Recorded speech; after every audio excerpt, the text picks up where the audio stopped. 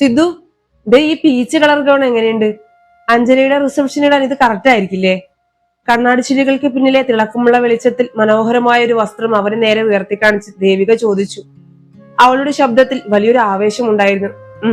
കൊള്ളാം, നല്ലതാ. കയ്യിലിരുന്ന മൊബൈൽ ഫോണിൽ നിന്ന് കണ്ണെടുക്കാതെ തന്നെ സിദ്ധാർത്ഥ് യാന്ത്രികമായി മൂളി. ദേവികയുടെ മുഖത്തെ ചിരി നേരിയ തോതിൽ മാഞ്ഞു. അവൾ ആ ഗൗൺ തിരികെ റാക്കിലേക്ക് തന്നെ വെച്ചു. എന്നിട്ട് അല്പം കൂടി തിളക്കമുള്ള ഒരു മെറൂൺ സൽവാർ എടുത്തു. സിദ്ധു, നീ ഒന്ന് ശരിക്കും നോക്കിയിട്ട് പറ, എപ്പോഴും ഫോണിൽ തന്നെ നോക്കി നിൽക്കാതെ. ഈ മെറൂൺ എങ്ങനെയുണ്ട്? ഇതിന്റെ മെറ്റീരിയൽസ് നോക്കിയാ നല്ല സോഫ്റ്റ് അല്ലേ? അതാണോ ഇതാണോ എനിക്ക് കൂടുതൽ ചേരുക? അവൾ അവനരികിലേക്ക് കുറച്ചുകൂടി ചേർന്ന് നിന്നുകൊണ്ട് ചോദിച്ചു. സിദ്ധാർത്ഥ് ഒരു നെടുവീർപ്പോടെ ഫോൺ പോക്കറ്റിലിട്ടു. എന്നിട്ട് ആ വസ്ത്രത്തിലേക്ക് ഒരു നിമിഷം നോക്കി. അവന്റെ മുഖത്ത് യാതൊരു ഭാവവ്യത്യാസവും ഉണ്ടായിരുന്നില്ല. ദേവിക, നിനക്കിതിൽ ഏതാ ഇഷ്ടപ്പെട്ടതെന്ന് വെച്ചാൽ അത് എടുത്തോ. എനിക്ക് രണ്ടും നല്ലതായിട്ട് തന്നെയാ തോന്നുന്നത്. വളരെ വരണ്ടതായിരുന്നു ആ മറുപടി. എനിക്ക് ഇഷ്ടപ്പെട്ടത് ഞാൻ എടുക്കാം, പക്ഷെ നിനക്കിതിൽ ഏതാണ് കൂടുതൽ നല്ലതെന്ന് തോന്നുന്നത്? നിന്റെ ഒരു അഭിപ്രായം പറ സിദ്ധു. ദേവിക വിടാൻ ഭാവമില്ലായിരുന്നു. എന്റെ അഭിപ്രായം ചോദിച്ചാൽ അത് നിനക്ക് ഇഷ്ടമുള്ളത് എടുത്തോ എന്ന് മാത്രമേ എനിക്ക് പറയാനുള്ളൂ. നീ ഇടുന്ന ഡ്രസ്സ് നിനക്കല്ലേ ഇഷ്ടപ്പെടേണ്ടത്? സിദ്ധാർത്ഥ് ചുറ്റും നോക്കി. കടയിലെ തിരക്കിനിടയിൽ പെട്ടെന്ന് ഷോപ്പിംഗ് കഴിഞ്ഞ് പുറത്തിറങ്ങിയാൽ മതി എന്നൊരു ഭാവമായിരുന്നു അവന്. എന്റെ ഇഷ്ടം മാത്രം നോക്കാനാണെങ്കിൽ പിന്നെ ഞാൻ എന്തിനാ സിദ്ധു നിന്നെയും കൂട്ടി ഇങ്ങോട്ട് വന്നത്? ദേവികയുടെ ശബ്ദം അല്പം ഉയർന്നു. അവൾ ചുറ്റും വളരെ ശ്രദ്ധിച്ച് പെട്ടെന്ന് ശബ്ദം താഴ്ത്തി. കഴിഞ്ഞ 1 മണിക്കൂറായി നമ്മൾ ഇവിടെ വന്നിട്ട് ഞാൻ ഏത് ഡ്രസ്സ് കാണിച്ചാലും കൊള്ളാം, നിനക്ക് ഇഷ്ടമുള്ളത് എടുത്തോ എന്ന് മാത്രം പറഞ്ഞാൽ എന്താ സിദ്ധു അതിനർത്ഥം? എന്റെ ഫ്രണ്ട്സിന്റെ കൂടെ പോകുമ്പോഴാണെങ്കിൽ അവർ 100 അഭിപ്രായം പറയും. ഇത് എനിക്ക് ചേരില്ല, മറ്റേ കളർ നോക്കാം എന്നൊക്കെ. സ്വന്തം ഭാര്യയ്ക്ക് ഒരു ഡ്രസ്സ് സെലക്ട് ചെയ്യാൻ സഹായിക്കാൻ പോലും നിനക്ക് താല്പര്യമില്ല അല്ലേ? ദേവിക, പ്ലീസ്, നീ വെറുതെ ഇവിടെ നിന്ന് സീൻ ഉണ്ടാക്കാതെ. എനിക്ക് ഡ്രസ്സുകളെ കുറിച്ചൊന്നും വലിയ ധാരണയില്ല എന്ന് നിനക്ക് അറിയുന്നതല്ലേ? അതുകൊണ്ടാണ് നിനക്ക് ഇഷ്ടമുള്ളത് എടുക്കാൻ പറഞ്ഞത്. സിദ്ധാർത്ഥ അവളെ സമാധാനിപ്പിക്കാൻ ശ്രമിച്ചു. ഓഹോ, അപ്പൊ അതാണോ കാര്യം? ദേവികയ്ക്ക് ദേഷ്യം അടക്കാനായില്ല. അല്ല സിദ്ധു, ഇന്ന് ഓഫീസിൽ നിന്ന് വന്ന സമയം തൊട്ട് ഞാൻ നിന്നെ ശ്രദ്ധിക്കുന്നതാണ്. ഈ മുഖം, എന്നോട് സംസാരിക്കാൻ പോലും നിനക്കൊരു താല്പര്യമില്ല. നമ്മൾ രണ്ടാളും ഒരുമിച്ച് പുറത്തു പോയിട്ട് എത്ര നാളായി എന്നറിയാമോ? അഞ്ജലിയുടെ കല്യാണത്തിന്റെ പേര് പറഞ്ഞിട്ടെങ്കിലും കുറച്ചുനേരം നമുക്ക് ഒരുമിച്ച് ചെലവഴിക്കാമല്ലോ എന്ന് കരുതിയാണ് ഞാൻ ഇത്രയും നിർബന്ധിച്ച് നിന്നെ ഇങ്ങോട്ട് കൊണ്ടുവന്നത്. എന്നിട്ട് എന്റെ മുഖത്തേക്കൊന്ന് നോക്കി ചിരിക്കാൻ പോലും നിനക്ക് കഴിയുന്നില്ലല്ലോ സിദ്ധു. ഞാൻ എന്തു ചെയ്തു ദേവിക? ഞാൻ നിന്റെ കൂടെ വന്നില്ലേ? നീ പറയുന്നതൊക്കെ ഞാൻ കേൾക്കുന്നില്ലേ? സിദ്ധാർത്ഥന്റെ ശബ്ദത്തിലും ചെറിയൊരു അനിഷ്ടം കലർന്നു. വന്നു, എന്റെ കൂടെ വന്നു, ഒരു പ്രതിമ കണക്ക് നീ വന്നു, അത്ര തന്നെ. കയ്യിലിരുന്ന മെറൂൺ ഡ്രസ് എവിടെയുള്ള ഒരു ടേബിളിലേക്ക് ഇട്ടുകൊണ്ട് ദേവിക പറഞ്ഞു. നിന്നെ ഞാൻ നിർബന്ധിച്ച് ഇങ്ങോട്ട് കൊണ്ടുവന്നതിന് എന്നോട് ക്ഷമിക്കണം. എനിക്കായിട്ടൊരു പൈസ ചെലവാക്കുന്നതിലാണോ എനിക്ക് ഇത്രയും ബുദ്ധിമുട്ട്? അതോ എന്റെ കൂടെ നടക്കുന്നതിലാണോ? ദേവിക, നീ എന്തൊക്കെയാ ഈ പറയുന്നേ? സിദ്ധാർത്ഥ ഞെട്ടലോട് ചോദിച്ചു. പൈസയുടെ കാര്യം എന്തിനാ ഇപ്പൊ ഇതിനിടയ്ക്ക് കൊണ്ടുവരുന്നത്? പിന്നെ ഞാൻ വേറെ എന്താ വിചാരിക്കേണ്ടത് സിദ്ധു? ഞാൻ ഏത് ഡ്രസ്സ് കാണിച്ചാലും നിന്റെ മുഖത്തൊരു വെറുപ്പാണ്. എനിക്കൊന്നും വേണ്ട, എനിക്ക് ഡ്രസ്സും വേണ്ട, ഒരു കല്യാണത്തിന് ഞാൻ പോകുന്നില്ല. നീ വാ, നമുക്ക് പോകാം. അവൾ ദേഷ്യത്തോടെ ബില്ലിംഗ് കൗണ്ടറിന് മുന്നിലൂടെ നടന്ന് പുറത്തേക്ക് പോകാൻ തിരിഞ്ഞു. സിദ്ധാർത്ഥ് ഒരു നിമിഷം അവിടെ തന്നെ നിന്നുപോയി. അവന്റെ നെഞ്ചിൽ വലിയൊരു ഭാരം അമരുന്നത് പോലെ തോന്നി. അവൾ പറഞ്ഞതൊന്നും സത്യമായിരുന്നില്ല. അവളോടുള്ള സ്നേഹക്കുറവ് കൊണ്ടോ അവൾക്ക് ഡ്രസ്സ് വാങ്ങി കൊടുക്കാൻ പണമില്ലാത്തത് കൊണ്ടോ ആയിരുന്നില്ല അവന്റെ ആ മൗനം. അതിന് പിന്നിൽ മറ്റെന്തൊക്കെയോ കാരണങ്ങൾ ഉണ്ടായിരുന്നു. ദേവിക, ഒന്ന് നിൽക്ക്. സിദ്ധാർത്ഥ് അവൾക്ക് പിന്നാലെ വേഗത്തിൽ നടന്നു. ലിഫ്റ്റിന് മുന്നിൽ എത്തിയപ്പോൾ അവൾ തിരിഞ്ഞു നോക്കി. അവളുടെ കണ്ണുകൾ നിറഞ്ഞിട്ടുണ്ടായിരുന്നു. നിനക്ക് എന്നോട് എന്തെങ്കിലും ദേഷ്യമുണ്ടെങ്കിൽ അത് നേരിട്ട് പറയണം സിദ്ധു. അല്ലാതെ ഇങ്ങനെ ഷോപ്പിംഗ് മാളിൽ വന്നിട്ട് എന്നെ നാണം കെടുത്തരുത് കേട്ടോ. എന്റെ സന്തോഷത്തെക്കാൾ വലുതാണ് നിനക്ക് ആ ഫോണിലെ മെസ്സേജുകളെങ്കിൽ ഇനി ഒരിക്കലും ഞാൻ നിന്നെ ഒന്നിനും നിർബന്ധിക്കില്ല സിദ്ധു, അവൾ ഇടറിയ ശബ്ദത്തിൽ പറഞ്ഞു. ലിഫ്റ്റിന്റെ വാതിൽ തുറന്നപ്പോൾ അവൾ വേഗത്തിൽ അതിനുള്ളിലേക്ക് കയറി. സിദ്ധാർത്ഥും ഒപ്പം കയറി. ലിഫ്റ്റിൽ വേറെയും ആളുകൾ ഉണ്ടായിരുന്നത് കൊണ്ട് അവൻ ഒന്നും മിണ്ടിയില്ല. താഴത്തെ നിലയിലെത്തിയപ്പോൾ അവൾ വേഗത്തിൽ പാർക്കിംഗ് ഏരിയയിലേക്ക് നടന്നു. കാറിന്റെ ഡോർ തുറന്ന് സീറ്റിലിരിക്കുമ്പോൾ സിദ്ധാർത്ഥ് വീണ്ടും ഒന്ന് നെടുവീർപ്പെട്ടു. തന്റെ ഉള്ളിലെ സങ്കടങ്ങളും പ്രതിസന്ധികളും അവളോട് എങ്ങനെ പറയണമെന്നറിയാതെ അവന്റെ മനസ്സ് പിടയുന്നുണ്ടായിരുന്നു. സ്റ്റിയറിംഗിൽ മുറുകെ പിടിച്ചുകൊണ്ട് അവൻ വണ്ടി സ്റ്റാർട്ട് ചെയ്തു. നഗരത്തിലെ തിരക്കുകളിലേക്ക് ആ കാർ നീങ്ങുമ്പോൾ അവർക്കിടയിലുള്ള നിശബ്ദതയ്ക്ക് പുറത്തുള്ള വാഹനങ്ങളുടെ ശബ്ദത്തേക്കാൾ വലിയ ഭീകരതയുണ്ടായിരുന്നു. ഡ്രസ്സ് എടുക്കാതെ മടങ്ങിയതിലായിരുന്നില്ല ദേവികയുടെ സങ്കടം, മറിച്ച് തന്റെ ഭർത്താവ് തന്നെ മനസ്സിലാക്കുന്നില്ലല്ലോ എന്ന ചിന്തയിലായിരുന്നു.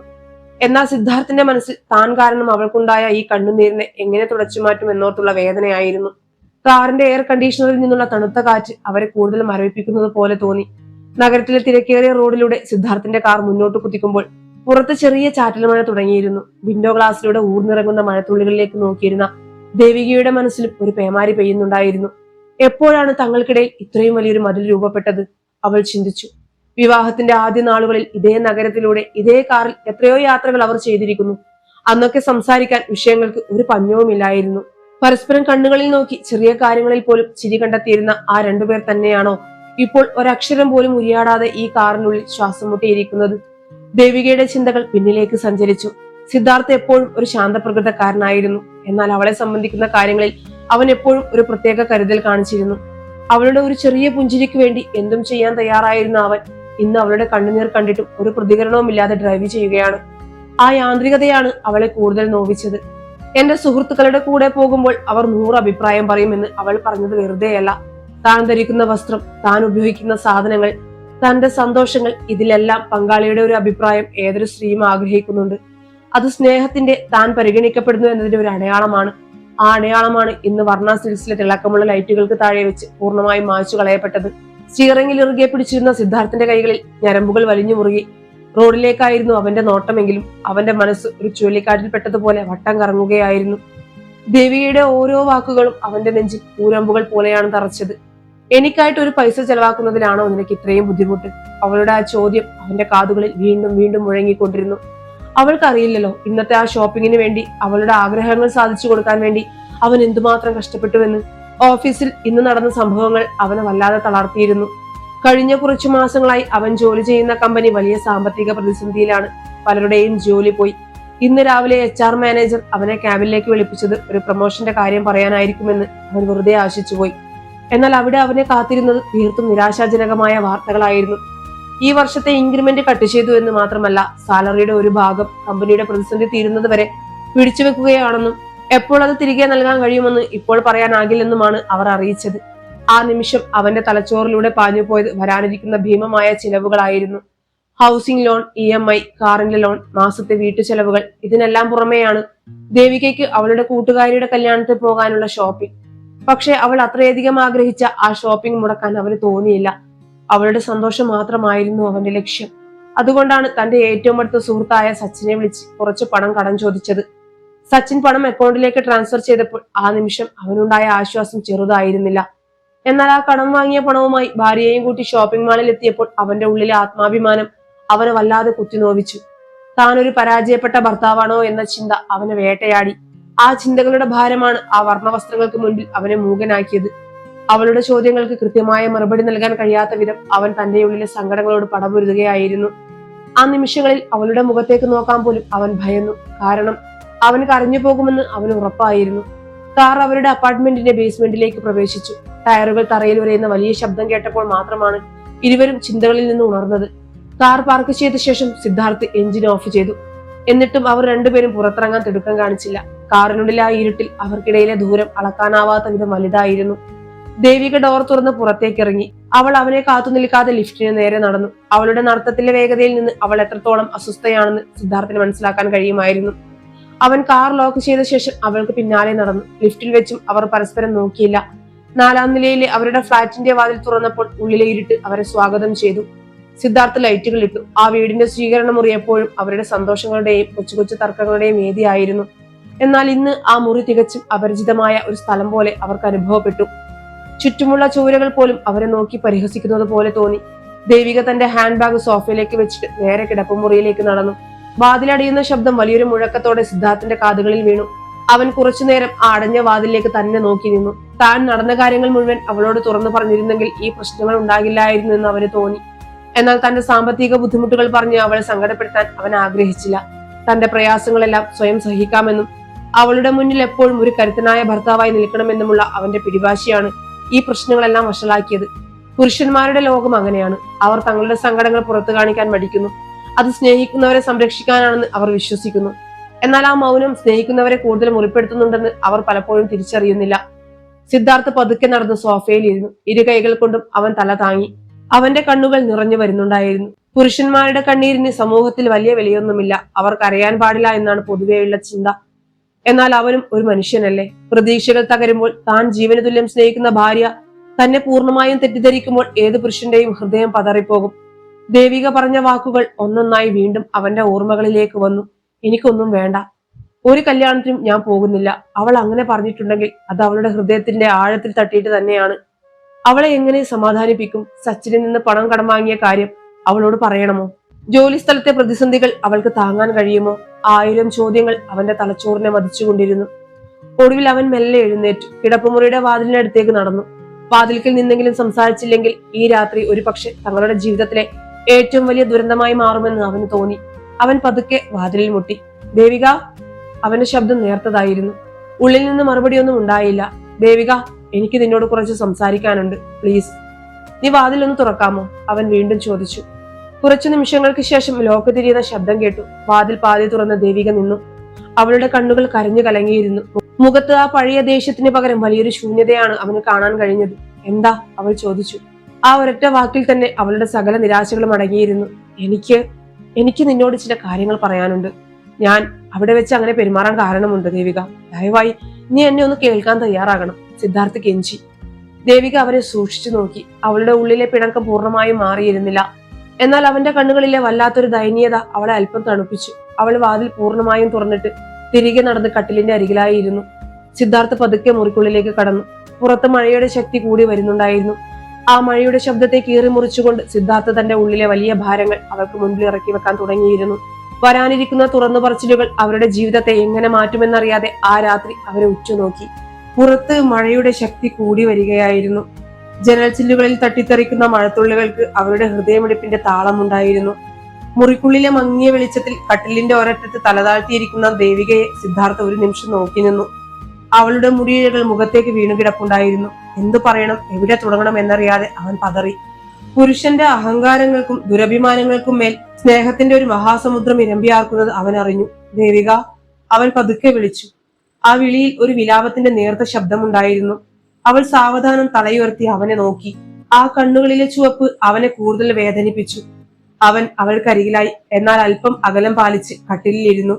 നീ വിചാരിക്കുന്നത് പോലെ അല്ല കാര്യങ്ങൾ. എനിക്ക് നിന്നോടോ നീ ഡ്രസ്സ് എടുക്കുന്നതിനോടോ യാതൊരു ദേഷ്യവും ഉണ്ടായിരുന്നില്ല.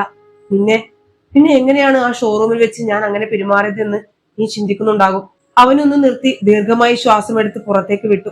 ഇന്ന് ഓഫീസിൽ കാര്യങ്ങൾ അത്ര നല്ല രീതിയിലായിരുന്നില്ല ദേവിക.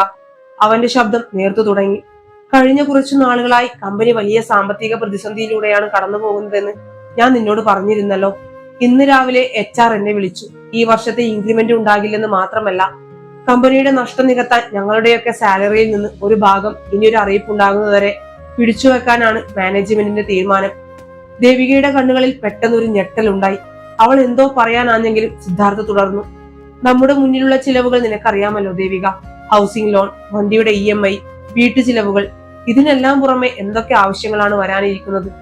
എല്ലാം കൂടി എങ്ങനെ മുന്നോട്ട് കൊണ്ടുപോകണം എന്നോർത്ത് എനിക്ക് ശരിക്കും ഭ്രാന്ത് പിടിക്കുന്നത് പോലെ തോന്നി. ആരോടും ഒന്നും പറയാൻ കഴിയാത്ത ഒരു വല്ലാത്ത അവസ്ഥ. സിദ്ധാർത്ഥ് അവളുടെ കൈകളിലേക്ക് തന്റെ കൈകൾ ചേർത്തു. ആ വിരലുകൾ വല്ലാതെ തണുത്തിരുന്നു. പക്ഷെ മാസങ്ങളായി നീ കാത്തിരിക്കുന്ന ഈ ദിവസത്തെക്കുറിച്ച് ഓർത്തപ്പോൾ നിന്റെ സന്തോഷം നശിപ്പിക്കാൻ എനിക്ക് തോന്നിയില്ല. അതുകൊണ്ട് ഞാൻ എന്റെ ഫ്രണ്ട് സച്ചിനെ വിളിച്ചു. അവരോട് കുറച്ച് പൈസ കടം ചോദിച്ചു. നിനക്ക് ഏറ്റവും നല്ല ഡ്രസ്സ് തന്നെ വാങ്ങി നൽകണമെന്ന് എനിക്ക് നിർബന്ധമുണ്ടായിരുന്നു. സച്ചിൻ പൈസ അയച്ചു തന്നപ്പോൾ വലിയൊരു ആശ്വാസത്തോടെയാണ് ഞാൻ നിന്നെയും കൂട്ടി ഷോപ്പിങ്ങിന് വന്നത്. അവന്റെ കണ്ണുകളിൽ നിന്ന് ഒരു തുള്ളി കണ്ണുനീർ അവളുടെ കൈപ്പത്തിയിലേക്ക് വീണു. ദേവികയുടെ ഹൃദയം ഒരു നിമിഷം നിലച്ചതുപോലെ അവൾക്ക് തോന്നി. പക്ഷെ ആ വലിയ ഷോറൂമിൽ ആ വർണ്ണപ്പകിട്ടുള്ള വസ്ത്രങ്ങൾക്കിടയിൽ നിന്നപ്പോൾ എനിക്ക് എന്റെ സങ്കടം നിയന്ത്രിക്കാൻ കഴിഞ്ഞില്ല. എന്റെ ഭാര്യയുടെ ചെറിയൊരു ആഗ്രഹം നിറവേറ്റാൻ പോലും സുഹൃത്തിന്റെ മുന്നിൽ കൈനീട്ടേണ്ടി വന്ന ഒരു പരാജയപ്പെട്ട ഭർത്താവാണ് ഞാൻ എന്ന ചിന്ത എന്നെ വല്ലാതെ വേട്ടയാടി. നീ ഓരോ ഡ്രസ്സും കാണിച്ച് സന്തോഷത്തോടെ അഭിപ്രായം ചോദിച്ചപ്പോൾ ആ സന്തോഷത്തിന് മുൻപിൽ എങ്ങനെ എന്റെ സങ്കടങ്ങൾ പറയുമെന്നറിയാതെ ഞാൻ ഊമയെ പോലെ നിന്നുപോയി. എന്റെ മുഖത്തെ സങ്കടം കണ്ട് നീ അത് വേറെ രീതിയിൽ എടുത്തപ്പോൾ ഞാൻ ആകെ തകർന്നുപോയി ദേവിക. സിദ്ധാർത്ഥിന്റെ വാക്കുകൾ മുറിഞ്ഞു. അവൻ ഇരു കൈകളും കൊണ്ട് മുഖം പൊത്തി വിതുമ്പാൻ തുടങ്ങി. ഒരിക്കലും കരയില്ലെന്ന് അവൾ വിശ്വസിച്ചിരുന്ന തന്റെ ഭർത്താവ് അവൾക്ക് മുൻപിൽ ഒരു കൊച്ചുകുട്ടിയെ പോലെ കരയുകയായിരുന്നു. ദേവിക ഇത് കേട്ട് തറച്ചു നിന്നു. സിദ്ധാർത്ഥിന്റെ ഓരോ വാക്കുകളും അവളുടെ നെഞ്ചിലേക്ക് കൂരമ്പുകൾ പോലെയാണ് തറച്ചു കയറിയത്. തന്റെ ഭർത്താവ് ഇത്രയും വലിയൊരു മാനസിക സംഘർഷത്തിലൂടെ കടന്നു പോകുമ്പോൾ അതൊന്നും മനസ്സിലാക്കാതെ താൻ അയാളെ കുറ്റപ്പെടുത്തുകയായിരുന്നുവല്ലോ എന്ന തിരിച്ചറിവ് അവളെ വല്ലാതെ വേദനിപ്പിച്ചു. തനിക്ക് പുതിയ വസ്ത്രം വാങ്ങാൻ വേണ്ടി സ്വന്തം ആത്മാഭിമാനം മാറ്റിവെച്ച് സുഹൃത്തിനോട് കടം വാങ്ങിയ അയാളുടെ സ്നേഹത്തിന്റെ ആഴം അവൾക്ക് മുൻപിൽ ഒരു മഹാസമുദ്രം പോലെ പരന്നു കിടന്നു. അവൾ പൊട്ടിക്കരഞ്ഞുകൊണ്ട് അവനെ മുറുകെ കെട്ടിപ്പിടിച്ചു. എന്നോട് ക്ഷമിക്കൂ സിദ്ധു. അവളുടെ കണ്ണുനീർ അവന്റെ തോളുകളെ നനച്ചു. ഞാൻ ഇതൊന്നും അറിഞ്ഞില്ല. എന്നോട് ഒരു വാക്ക് നീ പറഞ്ഞിരുന്നെങ്കിൽ ഞാൻ ആ കടയുടെ പടി ചവിട്ടില്ലായിരുന്നു. എന്തിനാ സിദ്ധു എന്നോട് ഈ കാര്യങ്ങളൊക്കെ മറച്ചു വെച്ചത്? നിന്റെ സന്തോഷങ്ങളിൽ മാത്രമല്ല സങ്കടങ്ങളിലും എനിക്ക് പങ്കില്ലേ? നമ്മൾ രണ്ടാളും ഒന്നല്ലേ? അവൾ വിങ്ങിപ്പൊട്ടിക്കൊണ്ട് ചോദിച്ചു. സിദ്ധാർത്ഥ അവളെ ഒന്നുകൂടി ചേർത്ത് പിടിച്ചു. അവന്റെ വിരലുകൾ അവളുടെ മുടിയിഴകളെ തലോടിക്കൊണ്ടിരുന്നു. നിന്നെ സങ്കടപ്പെടുത്തണ്ട എന്ന് വിചാരിച്ചിട്ടാ. എന്റെ സങ്കടങ്ങൾ ഞാൻ കാരണം നിന്നിലേക്ക് വരരുതെന്ന് കരുതിയിട്ടാ. അല്ലാതെ. അവൻ വാക്കുകൾ പൂർത്തിയാക്കുന്നതിന് മുൻപ് തന്നെ അവൾ അവന്റെ ചുണ്ടുകളിൽ വിരൽ വെച്ചു. വേണ്ട, നീ ഒന്നും പറയണ്ട. നീ ഇല്ലാത്ത എന്ത് സന്തോഷമാണ് സിദ്ധു എനിക്കുള്ളത്. എനിക്ക് ഒരു ഡ്രസ്സും വേണ്ട. നമ്മൾ അവിടെ നിന്ന് ഇറങ്ങി പോകുന്നത് നന്നായി. ഈ കടം വാങ്ങിയ പൈസ നാളെ തന്നെ സച്ചിന് തിരിച്ചു കൊടുക്കണം. എനിക്ക് ഇടാൻ എന്റെ അലമാര നിറയെ വസ്ത്രങ്ങളില്ലേ, അത് മതി എനിക്ക്. അവൾ അവന്റെ കണ്ണുനീർ തുടച്ചുകൊണ്ട് പറഞ്ഞു. നമുക്ക് ഉള്ളത് കൊണ്ട് സന്തോഷത്തോടെ ജീവിക്കാം. ഏത് പ്രതിസന്ധിയും നമുക്ക് ഒരുമിച്ച് നേരിടാം സിദ്ധു. നീ ഒറ്റയ്ക്കല്ല, ഞാൻ കൂടെയുണ്ട്. നീ ഇങ്ങനെ തളർന്നാൽ പിന്നെ ഞാൻ എന്താ ചെയ്യാ? ആ രാത്രിയിലെ തണുപ്പിലും അവർക്കിടയിൽ പുതിയൊരു ഊഷ്മളത നിറയുകയായിരുന്നു. പരസ്പരം മനസ്സിലാക്കാതെ പോയ നിമിഷങ്ങളുടെ കുറ്റബോധം കണ്ണീരിലൂടെ ഒഴുകിപ്പോയപ്പോൾ അവരുടെ പ്രണയം അതിന്റെ ഏറ്റവും പരിശുദ്ധമായ രൂപത്തിൽ അവിടെ പുനർജനിക്കുകയായിരുന്നു.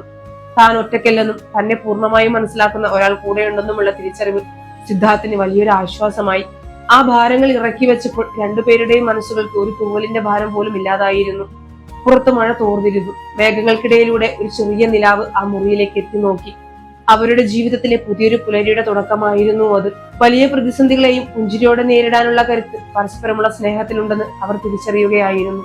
ഇന്നലത്തെ പേമാരിക്ക് ശേഷം നഗരം തികച്ചും ശാന്തമായിരുന്നു. ജനലിലൂടെ അരിച്ചെത്തിയ ഇളം വെയിൽ സിദ്ധാർത്ഥന്റെ മുഖത്ത് പതിച്ചപ്പോഴാണ് അവൻ ഉറക്കമുണർന്നത്. കഴിഞ്ഞ കുറച്ചു നാളുകളായി അവനെ വേട്ടയാടിയിരുന്ന ഭയവും ഉത്കണ്ഠയും ആ പ്രഭാതത്തിൽ എങ്ങോട്ടോ മാഞ്ഞു പോയിട്ടുണ്ടായിരുന്നു. നെഞ്ചിലുണ്ടായിരുന്ന വലിയൊരു ഭാരം ഇറക്കി വെച്ചതിന്റെ ആശ്വാസം അവന്റെ ഓരോ ശ്വാസത്തിലുമുണ്ട്. കട്ടിലിൽ അവനരികിൽ ദേവിക ഉണ്ടായിരുന്നില്ല. പുറത്തെ അടുക്കളയിൽ പാത്രങ്ങൾ ശബ്ദിക്കുന്നതും ഫിൽറ്റർ കോഫിയുടെ നേർത്ത സുഗന്ധം മുറിയിലേക്ക് ഒഴുകിയെത്തുന്നതും അവൻ അറിഞ്ഞു. ഒരു ചെറു ചിരിയോടെ അവൻ എഴുന്നേറ്റ് അടുക്കളയിലേക്ക് നടന്നു. ഗ്യാസ് സ്റ്റോവിന് മുന്നിൽ തിരിഞ്ഞു നിൽക്കുന്ന ദേവികയുടെ പിന്നിലൂടെ ചെന്ന് അവൻ അവളെ പതുക്കെ കെട്ടിപ്പിടിച്ചു. അവളുടെ തോളിൽ മുഖമോർത്തുമ്പോൾ അവൾ അവന് വേണ്ടി നൽകിയ വലിയൊരു മനസ്സിലാക്കലിന്റെ ചൂട് അവിടെ ഉണ്ടായിരുന്നു. അവൾ തിരിഞ്ഞു നിന്ന് അവന്റെ കവിളിൽ പതുക്കെ തലോടി. എന്താ സിദ്ധു, മുഖത്തൊരു വലിയ സന്തോഷം. സങ്കടങ്ങളൊക്കെ മാറിയോ? അവൾ കുസൃതിയോട് ചോദിച്ചു. സങ്കടങ്ങളോ? അതെന്താ സംഭവം? അവൻ ചിരിച്ചുകൊണ്ട് മറുപടി പറഞ്ഞു. എന്റെ ലോകത്തിലെ ഏറ്റവും വലിയ സമ്പത്ത് എന്റെ കൂടെയുള്ളപ്പോൾ എനിക്ക് എന്ത് സങ്കടം വരാനാ ദേവിക? ഇന്നലെ നീ എന്നെ മനസ്സിലാക്കിയ ആ നിമിഷമുണ്ടല്ലോ, അവിടെ തീർന്നു എന്റെ എല്ലാ പേടിയും. ഇനി എന്ത് സാമ്പത്തിക പ്രതിസന്ധി വന്നാലും എനിക്കത് നേരിടാൻ ഒരു മടിയുമില്ല. കാരണം നീ എന്റെ കൂടെയുണ്ടല്ലോ. ദേവിക അവന് കോഫി നൽകിക്കൊണ്ട് പറഞ്ഞു. അതൊക്കെ അവിടെ നിൽക്കട്ടെ. നീ ആദ്യം പോയി ആ സച്ചിന്റെ പൈസ തിരിച്ച് ട്രാൻസ്ഫർ ചെയ്യും. കടം വാങ്ങിയ പൈസ കയ്യിലിരുന്നാൽ അത് എങ്ങനെയെങ്കിലും ചിലവാക്കാൻ തോന്നും. ആ ബാധ്യത ആദ്യം തീർക്ക്. കോഫി കപ്പ് ടേബിളിൽ വെച്ചിട്ട് സിദ്ധാർത്ഥ തന്റെ മൊബൈൽ ഫോൺ എടുത്തു. ബാങ്കിങ് ആപ്ലിക്കേഷൻ തുറന്ന് സച്ചിന്റെ അക്കൗണ്ടിലേക്ക് ആ തുക മുഴുവനായി അവൻ തിരികെ അയച്ചു. ട്രാൻസ്ഫർ സക്സസ്ഫുൾ എന്ന പച്ച നിറത്തിലുള്ള മെസ്സേജ് സ്ക്രീനിൽ തെളിഞ്ഞപ്പോൾ അവന്റെ മനസ്സിന് വലിയൊരു സ്വാതന്ത്ര്യം ലഭിച്ചതുപോലെ തോന്നി. നിമിഷങ്ങൾക്കകം സച്ചിന്റെ കോൾ വന്നു. എന്താടാ സിദ്ധു, നീ ഇന്നലെ ചോദിച്ചു വാങ്ങിയ പൈസ ഇത്ര വേഗം തിരിച്ചയച്ചത്? നിങ്ങൾക്ക് ആ ഡ്രസ്സ് എടുക്കാൻ പറ്റിയില്ലേ? സച്ചിന്റെ ശബ്ദത്തിൽ വലിയൊരു സംശയം ഉണ്ടായിരുന്നു. അല്ലടാ സച്ചിൻ, ഞങ്ങൾ അവിടെ പോയി. ദേവികയ്ക്ക് അതൊന്നും അത്ര ഇഷ്ടപ്പെട്ടില്ല. മാത്രമല്ല അവളുടെ അലമാരയിൽ തന്നെ ഇതിലും നല്ല ഡ്രസ്സുകൾ ഇരിപ്പുണ്ടല്ലോ എന്ന് അവൾക്ക് തോന്നി. അതുകൊണ്ട് ഞങ്ങളൊന്നും വാങ്ങിയില്ല. നിന്റെ സഹായത്തിന് വലിയൊരു നന്ദിയുണ്ട് അളിയ. സിദ്ധാർത്ഥ വളരെ അഭിമാനത്തോടെയാണ് പറഞ്ഞത്. തന്റെ ഭാര്യയെക്കുറിച്ചുള്ള ആ അഭിമാനം അവന്റെ വാക്കുകളിൽ നിറഞ്ഞു നിന്നിരുന്നു. ഫോൺ സംഭാഷണം കഴിഞ്ഞ് അവൻ തിരികെ വരുമ്പോൾ ദേവിക കിടപ്പുമുറിയിലെ തന്റെ വലിയ തടിയലമാര തുറന്നു വെച്ച് അതിനുള്ളിലേക്ക് നോക്കി നിൽക്കുകയായിരുന്നു. സിദ്ധാർത്ഥ വാതിൽക്കൽ പതുക്കെ ചാരി നിന്ന് അവളെ തന്നെ നോക്കി. വർഷങ്ങളായി വാങ്ങിക്കൂട്ടിയ എത്രയെത്ര വസ്ത്രങ്ങളാണ് അതിനുള്ളിൽ ഉറങ്ങിക്കിടക്കുന്നത്. ഓർമ്മകളുടെ ഒരു വസന്തം തന്നെ ആ അലമാരയിൽ നിന്നും പുറത്തേക്ക് വന്നു. ഓരോ വസ്ത്രത്തിനും ഓരോ കഥകൾ പറയാനുണ്ട്. ഒരു തവണ മാത്രം ധരിച്ച് പിന്നീട് അലക്കി തേച്ച് മടക്കി വെച്ച എത്രയോ വില കൂടിയ സാരികൾ. സമൂഹത്തിന്റെ ചില അലിഖിത നിയമങ്ങളാണ് പലപ്പോഴും നമ്മളെ കൊണ്ട് ഇത്തരം കാര്യങ്ങൾ ചെയ്യിക്കുന്നത്. ഒരു കല്യാണത്തിന് ഇട്ട ഡ്രസ്സ് പിന്നീട് മറ്റൊരു കല്യാണത്തിന് ഇടാൻ പാടില്ല എന്നൊക്കെ ആരാണ് നിയമം ഉണ്ടാക്കിയത്? പുറത്ത് കാണുന്ന തിളക്കത്തിനേക്കാൾ വലുതാണ് ഒരു വസ്ത്രം നൽകുന്ന ഓർമ്മകൾ എന്ന് ദേവിക ഇപ്പോൾ തിരിച്ചറിയുകയായിരുന്നു. അവൾ ഓരോ വസ്ത്രങ്ങളിലൂടെയും വിരലോടിച്ചു. പെട്ടെന്ന് താഴത്തെ തട്ടിൽ ഒരു കോട്ടൺ തുണിയിൽ പൊതിഞ്ഞു വെച്ചിരുന്ന ഒരു കവർ അവളുടെ ശ്രദ്ധയിൽപ്പെട്ടു. അവൾ ആകാംക്ഷയോടെ അതെടുത്ത് പുറത്തു വെച്ചു. ആ പൊതി തുറന്നപ്പോൾ അതിനുള്ളിൽ നിന്ന് പുറത്തു വന്നത് മനോഹരമായ ഒരു പച്ച നിറത്തിലുള്ള കാഞ്ചീപുരം പട്ടുസാരിയായിരുന്നു. അതിൽ സ്വർണ്ണ നിറത്തിലുള്ള വലിയ കസവുകൾ തുന്നിച്ചേർത്തിരുന്നു. ആ സാരി കണ്ടപ്പോൾ അവളുടെ കണ്ണുകൾ വിടർന്നു. സിദ്ധു, ഇത് ഓർമ്മയുണ്ടോ നിനക്ക്? അവൾ ആ സാരി നെഞ്ചോട് ചേർത്തുകൊണ്ട് അവന് നേരെ തിരിഞ്ഞു. സിദ്ധാർത്ഥന്റെ മുഖത്തും വലിയൊരു പുഞ്ചിരി വിടർന്നു. പിന്നില്ലാതെ, നമ്മുടെ 1ാം വിവാഹ വാർഷികത്തിന് ഞാൻ നിനക്ക് വാങ്ങിത്തന്ന സാരിയല്ലേ അത്? അന്ന് അത് ഉടുത്ത് നീ എന്റെ കൂടെ അമ്പലത്തിൽ വന്നപ്പോൾ ഞാൻ വിചാരിച്ചത് എന്റെ കൂടെ നടക്കുന്നത് സാക്ഷാൽ ദേവിയാണെന്ന. അവൻ അവളുടെ അടുത്തേക്ക് വന്നുകൊണ്ട് പറഞ്ഞു. അതെ സിദ്ധു, അന്ന് നീ എന്റെ ഇഷ്ടം പറഞ്ഞ് എനിക്ക് ഏറ്റവും പ്രിയപ്പെട്ട ഈ പച്ച നിറത്തിലുള്ള സാരി വാങ്ങി തന്നപ്പോൾ എനിക്കുണ്ടായ സന്തോഷം അതൊരിക്കലും എനിക്ക് ആ വർണ്ണ സിൽക്സിലെ പുതിയ ഡ്രസ്സുകളിൽ നിന്ന് കിട്ടില്ല. ഈ സാരി ഞാൻ അതിനുശേഷം ഒരിക്കൽ പോലും ഉടുത്തിട്ടില്ല.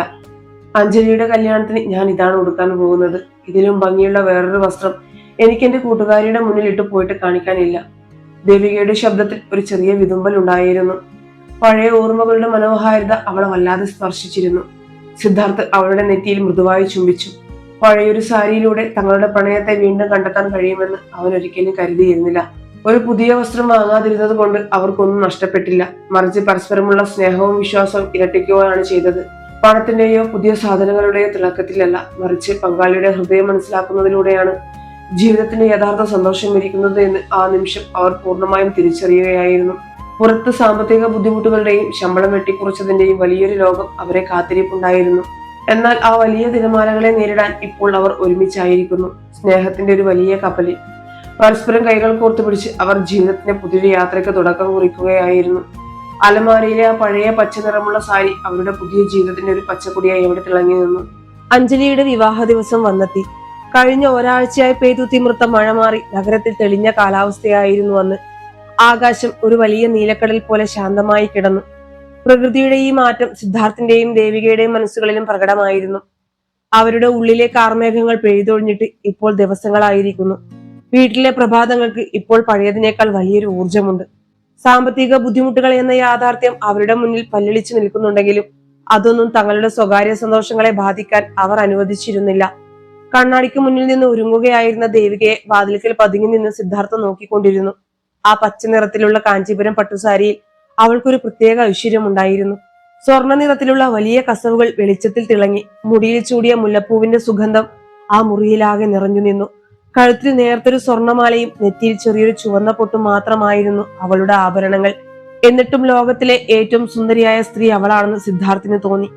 ആ സാരി കേവലം ഒരു വസ്ത്രം മാത്രമായിരുന്നില്ല, മറിച്ച് അവരുടെ പ്രണയത്തിന്റെ ആദ്യത്തെ വിവാഹ വാർഷികത്തിന്റെ മധുരിക്കുന്ന ഓർമ്മകളുടെ ഒരു വലിയ പുസ്തകമായിരുന്നു. എന്താ സിദ്ധു ഇങ്ങനെ ഒളിച്ചു നിന്ന് നോക്കുന്നത്? ഞാൻ റെഡിയായി, നീ വേഗം പോയി വണ്ടി എടുക്ക്. കണ്ണാടിയിലൂടെ അവനെ കണ്ട ദേവിക കുസൃതിയോടെ ചിരിച്ചുകൊണ്ട് പറഞ്ഞു. അല്ല, ഞാൻ വെറുതെ നോക്കി നിന്നതാ.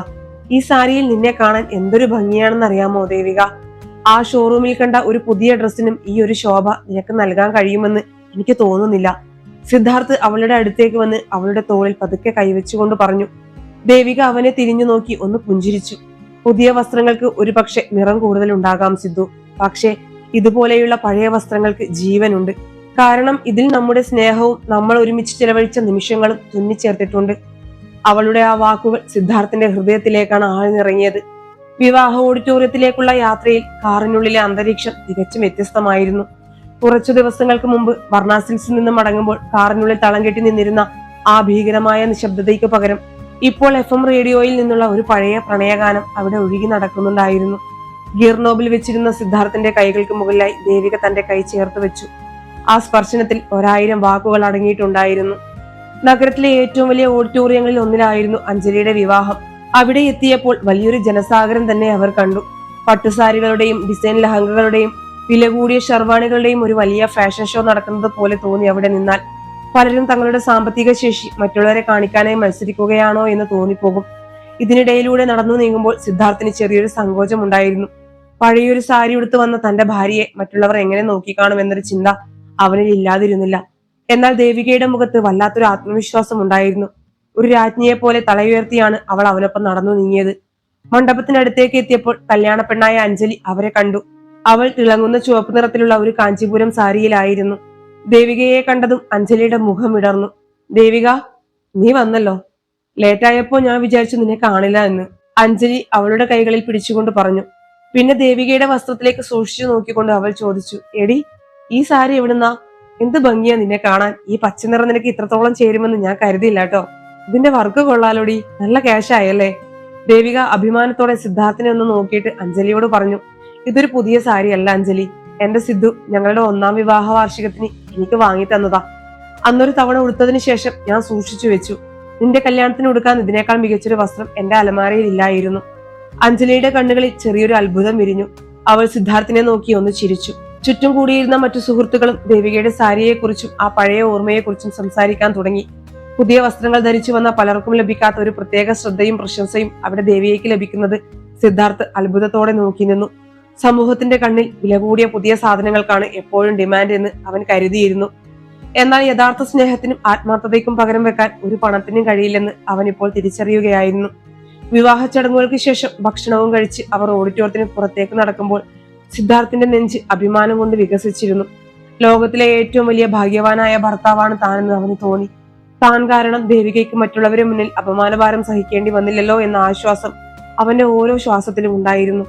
സാമ്പത്തികമായ വലിയൊരു പ്രതിസന്ധി മുന്നിൽ നിൽക്കുമ്പോഴും പരസ്പരം മനസ്സിലാക്കുന്ന ഒരു ജീവിത പങ്കാളി കൂടെയുണ്ടെങ്കിൽ ഏതൊരു കൊടുങ്കാറ്റിനെയും ചിരിച്ചുകൊണ്ട് നേരിടാമെന്ന വലിയ പാഠം അവൻ ആ കല്യാണ പന്തലിൽ വെച്ച് പഠിക്കുകയായിരുന്നു. പുറത്ത് കാറിലേക്ക് കയറുമ്പോൾ സിദ്ധാർത്ഥ ദേവികയുടെ കണ്ണുകളിലേക്ക് നോക്കി പറഞ്ഞു, നന്ദി ദേവിക, എന്റെ ജീവിതത്തിലെ ഏറ്റവും വലിയ സമ്പത്തായി നീ മാറിയതിന്. അവൾ മറുപടിയൊന്നും പറയാതെ അവന്റെ തോളിലേക്ക് ചാരി കണ്ണുകൾ അടച്ചു. ആ നിമിഷം അവരുടെ സ്നേഹത്തിന് കാഞ്ചീപുരം പട്ടുസാരിയേക്കാൾ തിളക്കമുണ്ടായിരുന്നു. അഞ്ജലിയുടെ വിവാഹം കഴിഞ്ഞ ദിവസങ്ങൾ വേഗത്തിൽ കടന്നുപോയി. ജീവിതം അതിന്റെ സാധാരണ താളത്തിലേക്ക് മടങ്ങിയെത്തിയിരുന്നു. എന്നാൽ ആ വലിയ വീടിന്റെ സ്വീകരണ മുറിയിൽ പുതിയൊരു മാറ്റം പ്രകടമായി വന്നു. മുൻപൊക്കെ വൈകുന്നേരങ്ങളിൽ ജോലി കഴിഞ്ഞെത്തിയാൽ ഇരുവരും അവരവരുടെ ഫോണുകളിലോ ടിവിയിലോ മുഴുകുന്നതായിരുന്നു പതിവ്. എന്നാൽ ഇപ്പോൾ കാര്യങ്ങൾ അങ്ങനെയല്ല. ഓരോ സായാഹ്നങ്ങളും അവർ പരസ്പരം സംസാരിക്കാനും ദിവസത്തെ വിശേഷങ്ങൾ പങ്കുവെക്കാനുമായി മാറ്റിവെച്ചു. എങ്കിലും സിദ്ധാർത്ഥിന്റെ ഉള്ളിന്റെ ഉള്ളിൽ ആ സാമ്പത്തിക പ്രതിസന്ധിയുടെ കരിനിഴൽ വീണ്ടും എത്തിനോക്കാൻ തുടങ്ങിയിരുന്നു. മാസാവസാനം അടുത്തു വരികയാണ്. വെട്ടിച്ചുരുക്കിയ ശമ്പളം ബാങ്ക് അക്കൗണ്ടിൽ എത്തുമ്പോൾ അത് വെച്ച് എങ്ങനെ അടുത്ത 30 ദിവസങ്ങൾ തള്ളി നീക്കുമെന്ന ചിന്ത അവൻ അലട്ടിക്കൊണ്ടിരുന്നു. ഒരു ശനിയാഴ്ച വൈകുന്നേരം പുറത്ത് ചാറ്റൽ മഴ പെയ്യുന്നുണ്ടായിരുന്നു. ബാൽക്കണിയിൽ നിന്നുള്ള തണുത്ത കാറ്റ് സ്വീകരണ മുറിയിലേക്ക് അടിച്ചു കയറി. ഡൈനിങ് ടേബിളിൽ ഒരു വലിയ ഡയറിയും പേനയും കാൽക്കുലേറ്ററും വെച്ച് സിദ്ധാർത്ഥ് ഗൗരവമായ ചിന്തയിലായിരുന്നു. ലാപ്ടോപ്പിലെ സ്ക്രീനിൽ അവന്റെ ബാങ്ക് സ്റ്റേറ്റ്മെന്റുകൾ തുറന്നു വെച്ചിട്ടുണ്ട്. EMI തുകകൾ, കറണ്ട് ബില്ല്, ഗ്രോസറി സാധനങ്ങൾക്കുള്ള ചിലവ്, വണ്ടിയുടെ പെട്രോൾ. ഓരോ അക്കങ്ങളും അവനെ നോക്കി കൊഞ്ഞനം കുത്തുന്നത് പോലെ അവന് തോന്നി. വരവും ചിലവും തമ്മിൽ ഒരു വലിയ അന്തരം അവിടെ ഉണ്ടായിരുന്നു. എത്രയൊക്കെ വെട്ടിച്ചുരുക്കിയാലും എവിടെയൊക്കെയോ ചില വിടവുകൾ നികത്താൻ ബാക്കിയാകുന്നു. സിദ്ധാർത്ഥ് തലയ്ക്ക് കൈകൊടുത്ത് ഡയറിയിലേക്ക് തന്നെ നോക്കിയിരുന്നു. ആ നിമിഷം അവന്റെ ആത്മവിശ്വാസം വീണ്ടും ചോർന്നു പോകുന്നത് പോലെ അവന് അനുഭവപ്പെട്ടു. പെട്ടെന്നാണ് 2 കപ്പ് ചൂട് കാപ്പിയുമായി ദേവിക അവിടേക്ക് വന്നത്. അവൾ ഒരു കപ്പ് സിദ്ധാർത്ഥിന്റെ മുന്നിൽ വെച്ചു. മറ്റൊന്നുമായി അവൻ അരികിലായി ഒരു കസേര വലിച്ചിട്ടിരുന്നു. ടേബിളിൽ ഇരിക്കുന്ന ഡയറിയിലേക്കും അവന്റെ വിഷണ്ണമായ മുഖത്തേക്കും അവൾ മാറി മാറി നോക്കി. അവൾക്ക് കാര്യം മനസ്സിലാകാൻ കൂടുതൽ സമയം വേണ്ടിയിരുന്നില്ല. എന്താ സിദ്ധു, വലിയ കണക്കുകൂട്ടലിലാണല്ലോ? അവൾ കാപ്പി ഊതി കുടിച്ചുകൊണ്ട് വളരെ ലാഘവത്തോടെ ചോദിച്ചു. സിദ്ധാർത്ഥ് ഒന്ന് നെടുവീർപ്പെട്ടു. കണക്കുകൾ കൂട്ടിയാൽ കൂടുന്നില്ല ദേവിക. സാലറിയിലെ ആ കട്ടിംഗ് ശരിക്കും നമ്മളെ ബാധിക്കും. ലോണും ബില്ലുകളും കഴിഞ്ഞാൽ പിന്നെ നമ്മുടെ കയ്യിൽ കാര്യമായിട്ടൊന്നും ബാക്കിയുണ്ടാകില്ല. മാസാവസാനം എന്തെങ്കിലും അത്യാവശ്യം വന്നാൽ എന്തു ചെയ്യണമെന്നോർത്ത് എനിക്ക് പേടിയാകുന്നു. അവന്റെ ശബ്ദത്തിൽ വലിയൊരു നിസ്സഹായതയുണ്ടായിരുന്നു. ദേവിക പതുക്കെ തന്റെ കാപ്പിക്കപ്പ് മേശപ്പുറത്തേക്ക് വെച്ചു. അവൾ ഡയറി തനിക്ക് നേരെ വലിച്ചു വെച്ചു. എന്നിട്ട് പേനയെടുത്ത് അതിലെ അക്കങ്ങളിലൂടെ കണ്ണോടിച്ചു. സിദ്ധു, നീ എന്തിനാ ഇതിനെ ഇത്ര വലിയൊരു ഭൂതമായിട്ട് കാണുന്നത്? നമ്മൾ രണ്ടുപേരും വിചാരിച്ചാൽ തീരാവുന്ന പ്രശ്നങ്ങളല്ലേ ഇപ്പോഴുള്ളൂ. അവൾ ഡയറിയിലെ ചില വരികൾക്ക് താഴെ വരിയിട്ടുകൊണ്ട് പറഞ്ഞു തുടങ്ങി. ഇതിൽ നോക്കിയേ, എല്ലാ വീക്കെൻഡിലും നമ്മൾ പുറത്തുപോയി ഭക്ഷണം കഴിക്കുന്നതിനും ഓൺലൈനായി ഫുഡ് ഓർഡർ ചെയ്യുന്നതിനും വേണ്ടി മാത്രം ഒരു വലിയ തുക ചിലവാകുന്നുണ്ട്. ഇനി മുതൽ ഈ പരിപാടി നമുക്ക് നിർത്താം. ശനി ഞായർ ദിവസങ്ങളിൽ ഞാൻ സ്പെഷ്യലായിട്ട് എന്തെങ്കിലും വീട്ടിൽ തന്നെ ഉണ്ടാക്കാം. നീ എന്നെ സഹായിക്കുകയും ചെയ്യണം. അപ്പോ ആ കാശ് നമുക്ക് ലാഭിക്കാമല്ലോ. സിദ്ധാർത്ഥ് അത്ഭുതത്തോടെ അവളെ നോക്കി. പുറത്തു നിന്നുള്ള ഭക്ഷണം അവൾക്ക് എത്രത്തോളം പ്രിയപ്പെട്ടതാണെന്ന് അവൻ അറിയാമായിരുന്നു. പക്ഷെ ദേവിക, നിനക്ക്... അവൾ അവനെ സംസാരിക്കാൻ അനുവദിച്ചില്ല. ഒരു പക്ഷേയുമില്ല. ഇത് എന്റെ കൂടി ആവശ്യമാണ്. പിന്നെ ദേ, ഈ കാണുന്ന പ്രീമിയം ജിം മെമ്പർഷിപ്പ്, അത് രണ്ടും നമുക്ക് ക്യാൻസൽ ചെയ്യാം. രാവിലെ 1 മണിക്കൂർ നേരത്തെ എഴുന്നേറ്റ് നമുക്ക് പാർക്കിലൂടെ നടക്കാൻ പോകാം. ശുദ്ധവായുവും കിട്ടും, കാശും ലാഭിക്കാം. എന്താ, എന്റെ ഐഡിയ നല്ലതല്ലേ? അവൾ ചിരിച്ചുകൊണ്ട് ചോദിച്ചു. സിദ്ധാർത്ഥിന്റെ മുഖത്തെ മ്ലാനത പതിയെ മാറാൻ തുടങ്ങിയിരുന്നു. അവൾ പറയുന്നതിൽ കാര്യമുണ്ടെന്ന് അവന് തോന്നി. ആഡംബരങ്ങൾ ഒഴിവാക്കി അത്യാവശ്യങ്ങൾ മാത്രം മുൻനിർത്തിയുള്ള ഒരു പുതിയ ബഡ്ജറ്റ് ദേവിക അവിടെ തയ്യാറാക്കുകയായിരുന്നു. ഓൺലൈൻ സബ്സ്ക്രിപ്ഷനുകൾ കുറച്ചും ഷോപ്പിംഗുകൾക്ക് പരിധി നിശ്ചയിച്ചും അവൾ ആ വലിയ ചിലവുകളുടെ പട്ടികയെ വളരെ ചെറിയൊരു തുകയിലേക്ക് ചുരുക്കി കൊണ്ടുവന്നു. ഒടുവിൽ അവൾ കാൽക്കുലേറ്ററിൽ ആ പുതിയ തുകകൾ കൂട്ടിയെടുത്ത് അവന് നേരെ കാണിച്ചു. നോക്കിയേ, ഇപ്പോ നമ്മുടെ വരവും ചിലവും തമ്മിൽ കൃത്യമായി പൊരുത്തപ്പെടുന്നില്ലേ? കുറച്ച് കാശ് നമുക്ക് സേവ് ചെയ്യാനും പറ്റും. ഇതിനാണോ നീ ഇത്രയും നേരം തലപുകച്ചത്? അവളുടെ കണ്ണുകളിൽ ഒരു കുസൃതി ചിരിയുണ്ടായിരുന്നു. സിദ്ധാർത്ഥ് ഒരു നിമിഷം ഒന്നും മിണ്ടാതെ ഇരുന്നു പോയി. ഈ പെൺകുട്ടിക്ക് എങ്ങനെയാണ് ഇത്രയും വേഗം കാര്യങ്ങളെ ഉൾക്കൊള്ളാനും അതിനനുസരിച്ച് മാറാനും കഴിയുന്നതെന്ന് അവൻ ചിന്തിക്കുകയായിരുന്നു. താൻ വലിയൊരു മലയായി കണ്ട പ്രതിസന്ധികളെ വളരെ നിസ്സാരമായി അവൾ ഒരു മൺകൂനയാക്കി മാറ്റിയിരിക്കുന്നു.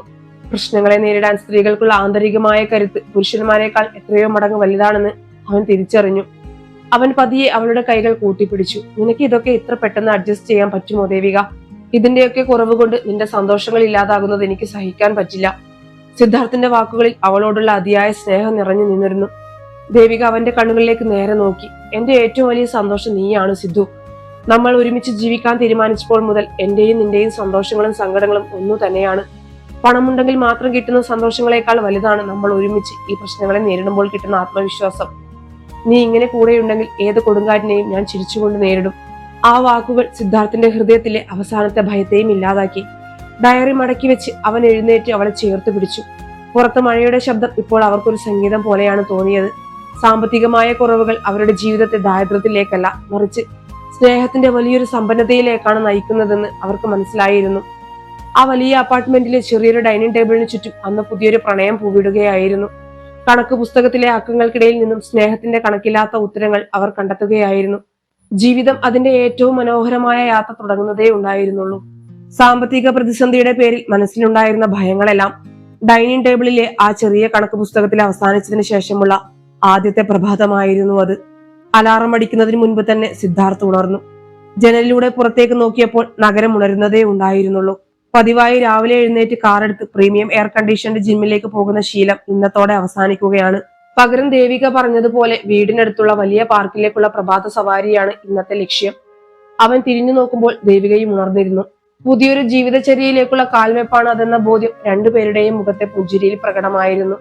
ട്രാക്ക് സൂട്ടും ഷൂസും ധരിച്ച് അവർ ഫ്ളാറ്റിന്റെ പടവുകൾ ഇറങ്ങി പുറത്തേക്ക് നടന്നു. അതിരാവിലെ നഗരത്തിന് വല്ലാത്തൊരു ശാന്തതയുണ്ട്. വാഹനങ്ങളുടെ ഇരമ്പലുകളില്ല, തിരക്കുകളില്ല. പെയ്തു തോർന്ന മഴയുടെ തണുപ്പ് അന്തരീക്ഷത്തിൽ ഇപ്പോഴും തങ്ങി നിൽക്കുന്നുണ്ടായിരുന്നു. റോഡിന് ഇരുവശത്തുമുള്ള മരങ്ങളിൽ നിന്നും ഇടയ്ക്ക് വെള്ളത്തുള്ളികൾ താഴേക്ക് ഇച്ചു വീഴുന്നുണ്ട്. പാർക്കിലെത്തിയപ്പോൾ അവിടെ ധാരാളം ആളുകൾ ഉണ്ടായിരുന്നു. പ്രായമായവരും ചെറുപ്പക്കാരും കുട്ടികളും ഉൾപ്പെടുന്ന ഒരു വലിയ കൂട്ടം. സിദ്ധാർത്ഥും ദേവികയും പാർക്കിന്റെ ചുറ്റുമുള്ള നടപ്പാതയിലൂടെ പതുക്കെ നടക്കാൻ തുടങ്ങി. എങ്ങനെയുണ്ട് സിദ്ധു?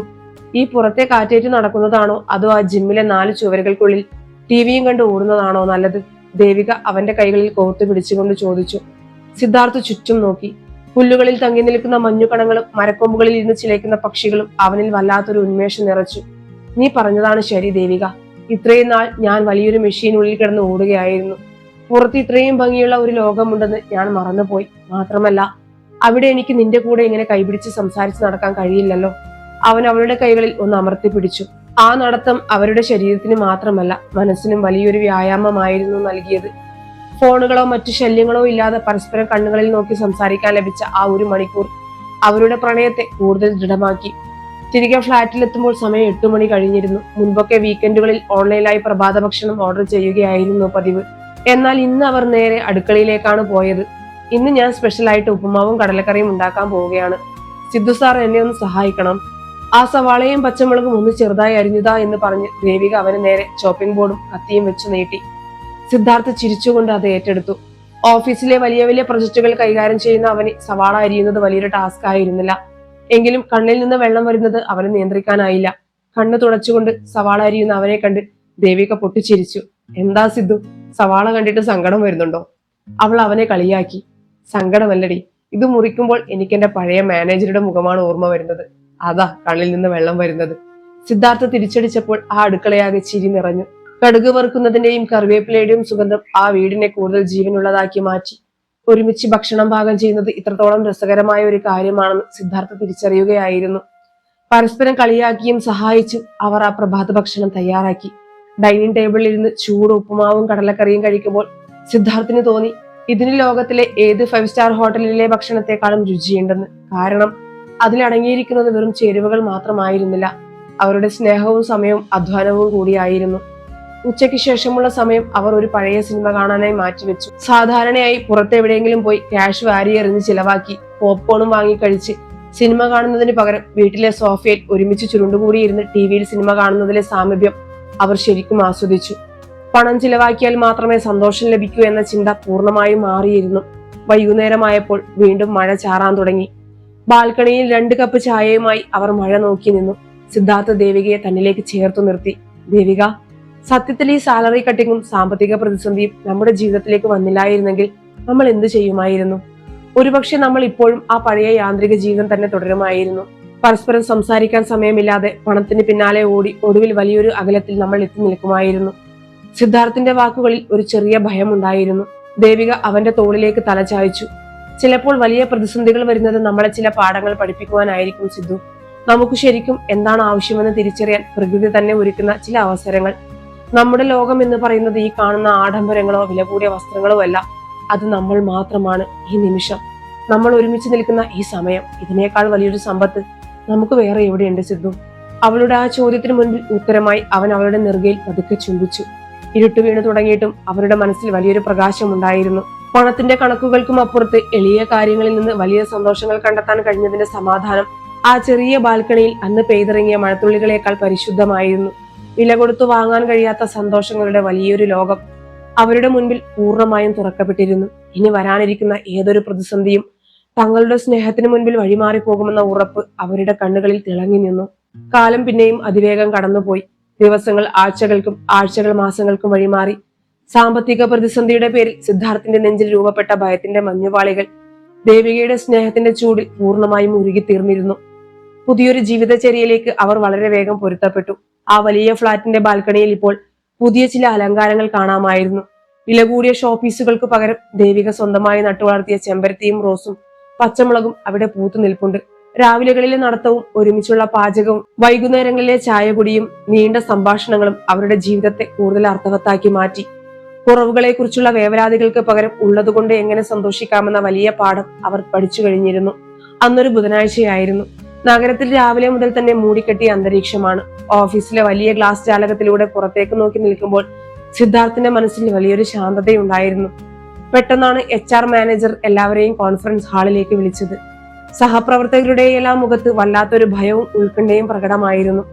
വീണ്ടും ആരുടെയൊക്കെയോ ജോലി പോകുമെന്നോ ഇനിയും ശമ്പളം വെട്ടിക്കുറയ്ക്കുമെന്നോ ഉള്ള ചിന്തകൾ ആ വലിയ മുറിയിൽ ഒരു നിശബ്ദതയായി തളം കെട്ടി നിന്നു. സിദ്ധാർത്ഥിന്റെ സുഹൃത്ത് സച്ചിൻ വിയർക്കുന്നുണ്ടായിരുന്നു. അവൻ സിദ്ധാർത്ഥിന്റെ അരികിലേക്ക് നീങ്ങിയിരുന്നു. എടാ സിദ്ധു, ഇനി സംഭവിക്കാൻ പോകുന്നത് പകുതി ശമ്പളം വെച്ച് തന്നെ മുന്നോട്ട് പോകാൻ വലിയ പാടാണ്. ഇനിയും എന്തെങ്കിലും പ്രശ്നമുണ്ടായാൽ ഞാൻ ശരിക്കും പെരുവഴിയിലാകും ട്ടോ. സച്ചിൻ വളരെ പതുക്കെ അവനോട് പറഞ്ഞു. സിദ്ധാർത്ഥ് സച്ചിന്റെ തോളിൽ തട്ടിക്കൊണ്ട് വളരെ ശാന്തമായ മറുപടി നൽകി. എന്ത് വന്നാലും നേരിടാം അളിയ. ജീവൻ പോകുന്ന പ്രശ്നമൊന്നുമല്ലല്ലോ. ജോലി പോയാൽ നമുക്ക് വേറൊന്ന് കണ്ടുപിടിക്കാം. സാലറി കുറഞ്ഞാൽ അതിനനുസരിച്ച് ചിലവ് ചുരുക്കാം. നമ്മൾ എന്തിനാ ഇത്രത്തോളം പേടിക്കുന്നത്? സിദ്ധാർത്ഥിന്റെ ആത്മവിശ്വാസം നിറഞ്ഞ ആ വാക്കുകൾ കേട്ട് സച്ചിൻ അത്ഭുതത്തോടെ അവനെ നോക്കി.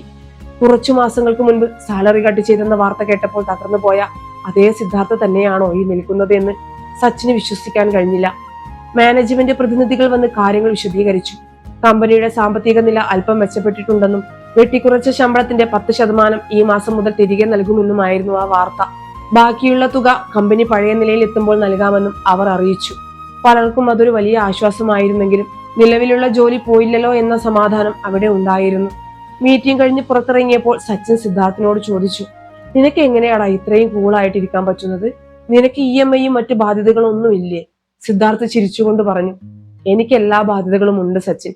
പക്ഷെ അതിനേക്കാളൊക്കെ വലിയൊരു കരുത്ത് എന്റെ വീട്ടിലുണ്ട്. എന്റെ ഭാര്യ, അവൾ കൂടെയുള്ളപ്പോൾ എനിക്ക് ഒന്നിനെയും പേടിയില്ല. പണത്തേക്കാൾ വലുത് ആ സമാധാനമാണ്.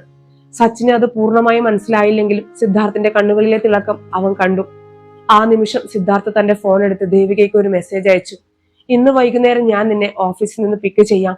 നമുക്ക് പുറത്തു പോയി ഒരു ചായ കുടിക്കാം. മറുപുറത്ത് നിന്ന് ഹൃദയത്തിന്റെ ആകൃതിയുള്ള ഒരു ഇമോജി ഉടൻ തന്നെ അവനെ തേടിയെത്തി. വൈകുന്നേരം ദേവികയുടെ ഓഫീസിന് മുന്നിൽ സിദ്ധാർത്ഥ് കാത്തു നിൽപ്പുണ്ടായിരുന്നു. അവൾ വന്നയുടനെ അവർ കാറിൽ നഗരത്തിലേക്ക് തിരിച്ചു. മഴ പെയ്തു തുടങ്ങിയിരുന്നു. റോഡിലെ വലിയ ട്രാഫിക്കിൽ കാർ ഇഴഞ്ഞു നീങ്ങുകയാണ്. പെട്ടെന്നാണ് സിദ്ധാർത്ഥ് അത് ശ്രദ്ധിച്ചത്. അവരുടെ കാർ നിൽക്കുന്നത് വർണ്ണ സ്ട്രീറ്റ്സിന്റെ വലിയ കെട്ടിടത്തിന് തൊട്ടു മുന്നിലാണ്. ആ കൂറ്റൻ നിയോൺ ബോർഡുകൾ മഴയത്തും തിളങ്ങി നിൽക്കുന്നുണ്ട്. കണ്ണാടി ചില്ലുകൾക്ക് പിന്നിലെ വസ്ത്രങ്ങളും ആൾത്തിരക്കും എല്ലാം പഴയതുപോലെ തന്നെയുണ്ട്. സിദ്ധാർത്ഥ് പതുക്കെ ദേവികയെ നോക്കി. അവളും ആ കടയിലേക്ക് തന്നെ നോക്കിയിരിക്കുകയായിരുന്നു. അവരുടെ കണ്ണുകൾ തമ്മിലുടക്കിയപ്പോൾ രണ്ടുപേരുടെയും ചുണ്ടുകളിൽ ഒരു വലിയ പുഞ്ചിരി വിടർന്നു. എന്താ സിദ്ധു ചിരിക്കുന്നത്? ദേവിക ചോദിച്ചു. ഒന്നുമില്ല, ഈ കട കണ്ടപ്പോൾ പഴയ കാര്യങ്ങൾ ഓർത്തു പോയതാ. അന്ന് ഈ കടയുടെ മുന്നിൽ നിന്ന് നമ്മൾ കരഞ്ഞ കരച്ചിൽ. എനിക്ക് എന്റെ സാമ്പത്തിക ബുദ്ധിമുട്ടുകളെ കുറിച്ച് ഓർത്തായിരുന്നു സങ്കടമെങ്കിൽ നിനക്ക് എന്റെ അവഗണനയെ കുറിച്ച് ഓർത്തായിരുന്നു സങ്കടം. പണത്തിന് മനുഷ്യരുടെ സന്തോഷങ്ങളെ എത്രത്തോളം സ്വാധീനിക്കാൻ കഴിയുമെന്ന് ഞാൻ അന്ന് ശരിക്കും മനസ്സിലാക്കി. സിദ്ധാർത്ഥ് സ്റ്റിയറിംഗിൽ വിരലുകൾ താളമിട്ടുകൊണ്ട് പറഞ്ഞു. ദേവിക അവന്റെ തോളിലേക്ക് ചാഞ്ഞുകൊണ്ട് പറഞ്ഞു. പണത്തിനല്ല സിദ്ധു നമ്മളെ സ്വാധീനിക്കാൻ കഴിയുന്നത്. പണത്തെക്കുറിച്ചുള്ള നമ്മുടെ തെറ്റായ കാഴ്ചപ്പാടുകൾക്കാണ്. അന്ന് നമ്മൾ രണ്ട് ലോകത്തായിരുന്നു, ഇന്ന് നമ്മൾ ഒരൊറ്റ ലോകത്താണ്. അതാണ് ആ ദിവസവും ഇന്നത്തെ ഈ ദിവസവും തമ്മിലുള്ള വ്യത്യാസം. ട്രാഫിക് ബ്ലോക്ക് മാറി കാർ മുന്നോട്ട് നീങ്ങി. നഗരത്തിലെ വില കൂടിയ കഫേകൾക്ക് മുന്നിലൂടെ അവർ കാർ ഓടിച്ചുപോയി. ഒടുവിൽ കടൽത്തീരത്തുള്ള ചെറിയൊരു തട്ടുകടയുടെ മുന്നിൽ സിദ്ധാർത്ഥ് വണ്ടി നിർത്തി. മഴ നനഞ്ഞ കാറ്റിൽ കടലിന്റെ ഉപ്പ് കലർന്ന ഗന്ധമുണ്ടായിരുന്നു. ആ ചെറിയ കടയിൽ നിന്ന് 2 ഗ്ലാസ് ചൂട് കട്ടൻ ചായയും പരിപ്പോടയും വാങ്ങി അവർ കാറിന്റെ ബോണറ്റിൽ ചാരി നിന്നു. തിളങ്ങുന്ന നഗരത്തിന്റെ പശ്ചാത്തലത്തിൽ ഇരുണ്ട കടലിനെ നോക്കി ആ കട്ടൻ ചായ കുടിക്കുമ്പോൾ അവർക്ക് ലഭിച്ച സംതൃപ്തിക്ക് കോടികളുടെ വിലയുണ്ടായിരുന്നു. പുരുഷൻ എപ്പോഴും ഒരു പ്രൊവൈഡർ ആയിരിക്കണമെന്നും അവൻ കരയാൻ പാടില്ലെന്നും സങ്കടങ്ങൾ ഉള്ളിൽ ഒതുക്കണമെന്നുമുള്ള സമൂഹത്തിന്റെ അലിഖിത നിയമങ്ങളെ സിദ്ധാർത്ഥ് എന്നേക്കുമായി അറബിക്കടലിലേക്ക് വലിച്ചെറിഞ്ഞു. പണം കൊണ്ട് കിട്ടുന്ന സന്തോഷങ്ങൾ മാത്രമല്ല, സങ്കടങ്ങൾ പങ്കുവെക്കാനും ഒരുപോലെ ചുമൽ നൽകുന്നവളാണ് യഥാർത്ഥ ജീവിത പങ്കാളി എന്ന് അവൻ തിരിച്ചറിഞ്ഞു. ആ മഴയത്ത് ഒരു കുടക്കീഴിൽ പരസ്പരം ചേർന്നു നിൽക്കുമ്പോൾ അവർക്കിടയിൽ അദൃശ്യമായ ഭാരങ്ങളൊന്നും അവശേഷിച്ചിരുന്നില്ല. മറിച്ച് സ്നേഹത്തിന്റെ അനന്തമായ ഒരു ആകാശം അവർക്കായി അവിടെ തുറന്നു കിടപ്പുണ്ടായിരുന്നു. പരസ്പര വിശ്വാസത്തിന്റെയും തുറന്നു പറച്ചിലുകളുടെയും പുതിയൊരു ലോകത്തേക്ക് അവർ തങ്ങളുടെ പ്രണയത്തെ വീണ്ടും പറത്തിവിടുകയായിരുന്നു. കടൽ തീരത്തെ ആ മഴയുള്ള സായാഹ്നത്തിന് ശേഷം കാലം പിന്നെയും കൊഴിഞ്ഞുപോയി. ദിവസങ്ങൾ മാസങ്ങൾക്ക് വഴിമാറിയപ്പോൾ സിദ്ധാർത്ഥിന്റെയും ദേവികയുടെയും ജീവിതത്തിൽ വലിയൊരു പ്രശാന്തത വന്നു നിറഞ്ഞിരുന്നു. സാമ്പത്തിക ബുദ്ധിമുട്ടുകൾ പൂർണ്ണമായും മാറിയിരുന്നില്ലെങ്കിലും അത് അവരുടെ ഉറക്കം കെടുത്തുന്ന ഒരു ഭീകര സ്വത്വമല്ലാതായി മാറി. അനാവശ്യമായ ചിലവുകൾ വെട്ടിച്ചുരുക്കിയും ചെറിയ കാര്യങ്ങളിൽ സന്തോഷം കണ്ടെത്തിയും അവർ തങ്ങളുടെ ജീവിതത്തെ വളരെ മനോഹരമായ ഒരു പാളത്തിലേക്ക് തിരികെ കൊണ്ടുവന്നിരുന്നു. ഓഗസ്റ്റ് മാസത്തിലെ ഒരു പ്രഭാതം ജനലരികിലൂടെ അരിച്ചെത്തുന്ന ഇളം വെയിൽ മുറിയിലേക്ക് പതിച്ചപ്പോഴാണ് സിദ്ധാർത്ഥ് ഉണർന്നത്. അവൻ കുറച്ചുനേരം ദേവികയെ തന്നെ നോക്കിക്കിടന്നു. അവളുടെ മുഖത്തെ ആ നിഷ്കളങ്കമായ ഉറക്കം അവനിൽ വലിയൊരു വാത്സല്യം നിറച്ചു. ഇന്ന് അവളുടെ ജന്മദിനമാണ്. വിവാഹശേഷമുള്ള കഴിഞ്ഞ 3 വർഷങ്ങളിലും ദേവികയുടെ ജന്മദിനം വളരെ ആഘോഷമായിട്ടാണ് സിദ്ധാർത്ഥ് നടത്തിയിരുന്നത്. ആദ്യത്തെ വർഷം ഒരു വലിയ റിസോർട്ടിൽ വെച്ചായിരുന്നു പാർട്ടി. 2ാമത്തെ വർഷം വില കൂടിയ ഒരു ഡയമണ്ട് നെക്ലസ് അവൾക്കായി അവൻ സമ്മാനിച്ചു. കഴിഞ്ഞ വർഷമാകട്ടെ അവളുടെ സുഹൃത്തുക്കളെ മുഴുവൻ വിളിച്ച് വലിയൊരു സർപ്രൈസ് പാർട്ടിയും ഒരുക്കിയിരുന്നു. അന്നൊക്കെ ആ വലിയ ആഘോഷങ്ങൾക്ക് പിന്നിൽ സ്വന്തം ഭാര്യയോടുള്ള സ്നേഹത്തിനൊപ്പം തന്നെ സമൂഹത്തിന്റെ മുൻപിൽ താനൊരു പെർഫെക്റ്റ് ഭർത്താവാണെന്ന് കാണിക്കാനുള്ള ഒരു വ്യഗ്രത കൂടി അവനിൽ ഉണ്ടായിരുന്നു. അതിനുവേണ്ടി എത്ര പണം ചിലവാക്കാനും ക്രെഡിറ്റ് കാർഡുകളിൽ വലിയ കടങ്ങൾ വരുത്തിവെക്കാനും അവന് യാതൊരു മടിയും ഉണ്ടായിരുന്നില്ല. എന്നാൽ ഇന്ന് സാഹചര്യങ്ങൾ മാറിയിരിക്കുന്നു. വലിയൊരു തുക മുടക്കി അവൾക്കൊരു സമ്മാനം വാങ്ങാൻ ഇന്ന് അവന്റെ ബാങ്ക് അക്കൗണ്ടിൽ പണമില്ല. പക്ഷെ മുൻപെങ്ങുമില്ലാത്ത വിധം വലിയൊരു സമാധാനം ഇന്ന് അവന്റെ മനസ്സിലുണ്ട്. കാരണം പണത്തിന്റെ തിളക്കത്തിലല്ല, മറിച്ച് മനസ്സുകളുടെ അടുപ്പത്തിലാണ് യഥാർത്ഥ സ്നേഹമുള്ളതെന്ന് അവളാണ് അവനെ പഠിപ്പിച്ചത്. അവൻ ശബ്ദമുണ്ടാക്കാതെ പതുക്കെ കട്ടിലിൽ നിന്ന് എഴുന്നേറ്റു. മണിക്കൂറുകൾക്ക് ശേഷം ദേവിക ഉറക്കമുണരുമ്പോൾ വീടിനുള്ളിൽ ഒരു പ്രത്യേക സുഗന്ധം തങ്ങി നിൽക്കുന്നുണ്ടായിരുന്നു. ഏലക്കായുടെയും നെയ്യുടെയും മനം മയക്കുന്ന മണം. അവൾ കണ്ണുകൾ തിരുമ്മിക്കൊണ്ട് കിടപ്പുമുറിയിൽ നിന്നും പുറത്തേക്ക് വന്നു. സ്വീകരണ മുറിയിലോ ഡൈനിങ് ഹാളിലോ സിദ്ധാർത്ഥിനെ കണ്ടില്ല. അടുക്കളയിൽ പാത്രങ്ങൾ തട്ടുന്ന ശബ്ദം കേട്ട് അവൾ അവിടേക്ക് നടന്നു. അവിടെ ഗ്യാസ് സ്റ്റവിന് മുൻപിൽ നിന്ന് പായസം ഇളക്കുന്ന സിദ്ധാർത്ഥിനെ കണ്ട് അവൾ ഒരു നിമിഷം അത്ഭുതത്തോടെ നിന്നുപോയി. മുൻപൊക്കെ അവൾക്ക് സുഖമില്ലാത്ത സമയത്ത് പോലും തിളപ്പിച്ചാറിയ ഒരു ഗ്ലാസ് വെള്ളം എടുത്ത് നൽകാൻ മടിച്ചിരുന്ന സിദ്ധാർത്ഥാണ് ഇന്ന് അതിരാവിലെ എഴുന്നേറ്റ് പായസം വെക്കുന്നത്. സിദ്ധു, അവൾ പതുക്കെ വിളിച്ചു. സിദ്ധാർത്ഥ തിരിഞ്ഞു നോക്കി. അവന്റെ മുഖത്ത് വലിയൊരു പുഞ്ചിരി വിടർന്നു. Happy birthday my dear wife. അവൻ ഗ്യാസ് ഓഫാക്കിയിട്ട് അവളുടെ അടുത്തേക്ക് വന്ന് അവളെ ഇറുകെ കെട്ടിപ്പിടിച്ചു. അവളുടെ നെറ്റിയിൽ മൃദുവായി ചുംബിച്ചുകൊണ്ട് അവൻ പറഞ്ഞു, എന്റെ ജീവിതത്തിലേക്ക് വന്നതിനും എന്നെ ഞാനാക്കിയതിനും വലിയൊരു നന്ദി.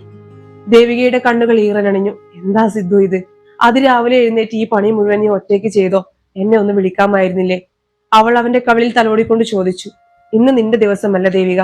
ഇന്ന് നീ ഒന്നും ചെയ്യേണ്ട, എല്ലാം ഞാൻ ചെയ്തോളാം. നീ പോയി ഫ്രഷ് ആയിട്ട് വാ. നിനക്കുള്ള ബർത്ത്ഡേ ഗിഫ്റ്റ് പുറത്ത് ടേബിളിൽ ഇരിപ്പുണ്ട്, അവൻ കണ്ണിറുക്കിക്കൊണ്ട് പറഞ്ഞു. ദേവിക വേഗത്തിൽ മുഖം കഴുകി ഡൈനിങ് ഹാളിലേക്ക് വന്നു. മേശപ്പുറത്ത് ചുവന്ന നിറത്തിലുള്ള ഒരു വെൽവെറ്റ് തുണി കൊണ്ട് പൊതിഞ്ഞ ഒരു ചെറിയ പെട്ടി ഇരിപ്പുണ്ടായിരുന്നു. അവൾ ആകാംക്ഷയോടെ ആ പെട്ടി തുറന്നു. അതിനുള്ളിൽ സ്വർണമോ ഡയമണ്ടോ ആയിരുന്നില്ല, മറിച്ച് തുകച്ചട്ടയുള്ള ഒരു മനോഹരമായ ഡയറി ആയിരുന്നു. അവൾ അത്ഭുതത്തോടെ അത് കയ്യിലെടുത്തു. ഡയറിയുടെ ആദ്യ പേജിൽ വളരെ ഭംഗിയുള്ള അക്ഷരങ്ങൾ ഇങ്ങനെ എഴുതിയിരുന്നു: എന്റെ ലോകത്തിന്, എന്റെ ഭാരങ്ങൾ ഇറക്കി വെക്കാൻ എനിക്ക് തോളു തന്നവൾക്ക്. അവൾ ഓരോ പേജുകളായി മറിക്കാൻ തുടങ്ങി. കഴിഞ്ഞ കുറച്ചു മാസങ്ങളായി സിദ്ധാർത്ഥ അവൾ അറിയാതെ എഴുതിയ കുറിപ്പുകളായിരുന്നു അത്. അവർ ഒരുമിച്ചുണ്ടാക്കിയ പാചകക്കുറിപ്പുകൾ, രാവിലെയുള്ള നടത്തത്തിനിടയിൽ അവൾ പറഞ്ഞ തമാശകൾ, മഴയത്ത് തട്ടുകടയിൽ നിന്ന് ചായ കുടിച്ച ആ ദിവസത്തെക്കുറിച്ചുള്ള മനോഹരമായ വിവരണം. അങ്ങനെ അവരുടെ ജീവിതത്തിലെ ഓരോ കൊച്ചു കൊച്ചു സന്തോഷങ്ങളും അവൻ ആ ഡയറിയിൽ പകർത്തി വെച്ചിരുന്നു. ചില പേജുകളിൽ അവർ ഒരുമിച്ചെടുത്ത ചിത്രങ്ങളുടെ പ്രിന്റൌട്ടുകൾ ഒട്ടിച്ചു വെച്ചിട്ടുണ്ട്. ആ ഡയറി വെറും ഒരു പുസ്തകമായിരുന്നില്ല, മറിച്ച് സിദ്ധാർത്ഥന്റെ ഹൃദയം തന്നെയായിരുന്നു. ദേവികയുടെ കണ്ണുകളിൽ നിന്ന് കണ്ണുനീർ ഒഴുകി. അവൾക്ക് വാക്കുകൾ കിട്ടുന്നുണ്ടായിരുന്നില്ല. എത്രയോ ലക്ഷങ്ങൾ വിലമതിക്കുന്ന സമ്മാനങ്ങൾ ലഭിച്ചാലും ഇതിന്റെ പകുതി സന്തോഷം അവൾക്ക് ലഭിക്കില്ലായിരുന്നു. കാരണം ഒരു കടയിൽ നിന്ന് കാശ് കൊടുത്ത് വാങ്ങുന്ന സാധനങ്ങൾക്ക് പകരം അവൻ അവൾക്കായി നൽകിയത് അവന്റെ സമയവും ഓർമ്മകളും അതിലുപരി അവന്റെ ആത്മാവുമായിരുന്നു. സിദ്ധാർത്ഥ് 2 കപ്പുകളിലായി ചൂട് പായസവുമായി അവിടേക്ക് വന്നു. കരഞ്ഞുകൊണ്ട് നിൽക്കുന്ന അവളെ കണ്ടപ്പോൾ അവൻ വേഗത്തിൽ കപ്പുകൾ മേശപ്പുറത്ത് വെച്ചിട്ട് അവളെ ചേർത്ത് പിടിച്ചു. എന്താ ദേവിക, നിനക്കിത് ഇഷ്ടപ്പെട്ടില്ലേ? എനിക്കിപ്പോ വേറെ വലിയ ഗിഫ്റ്റ് ഒന്നും വാങ്ങിത്തരാൻ കഴിയില്ലെന്ന് നിനക്കറിയാമല്ലോ. അതാ അവൻ വാക്കുകൾ പൂർത്തിയാക്കുന്നതിന് മുൻപ് തന്നെ അവൾ അവനെ മുറുകെ കെട്ടിപ്പിടിച്ചു.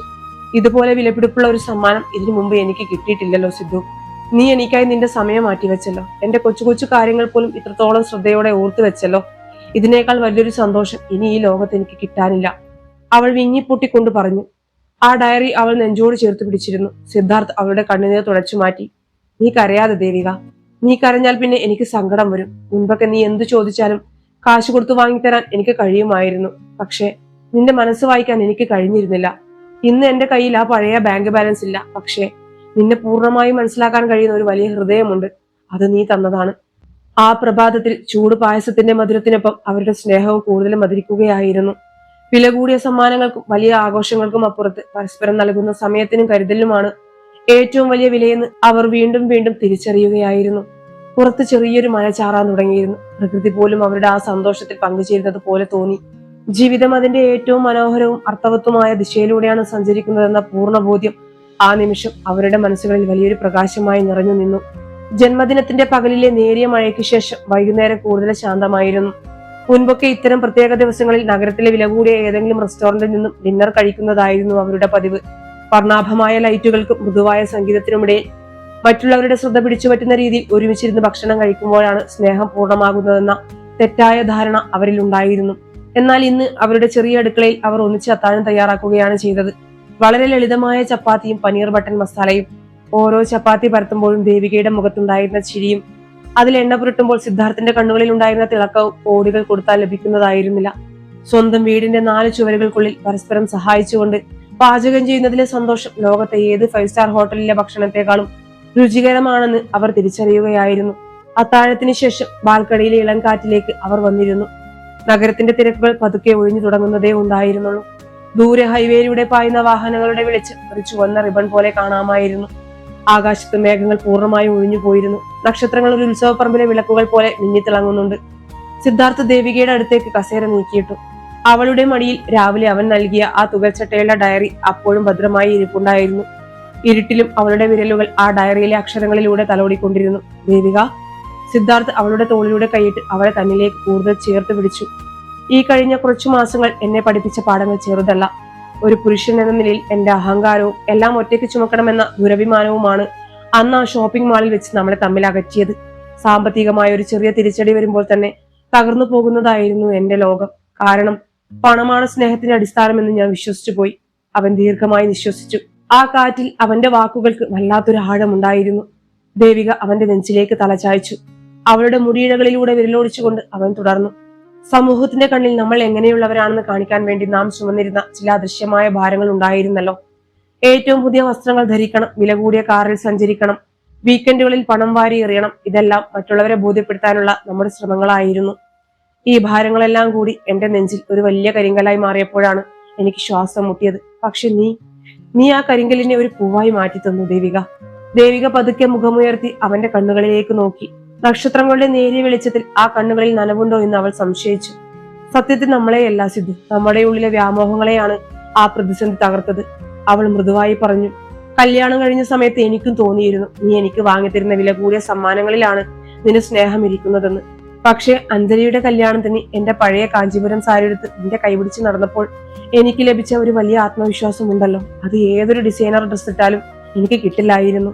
കാരണം അവിടെ ഞാൻ അണിഞ്ഞത് വസ്ത്രമല്ല, നമ്മുടെ മനോഹരമായ ഓർമ്മകളെയാണ്.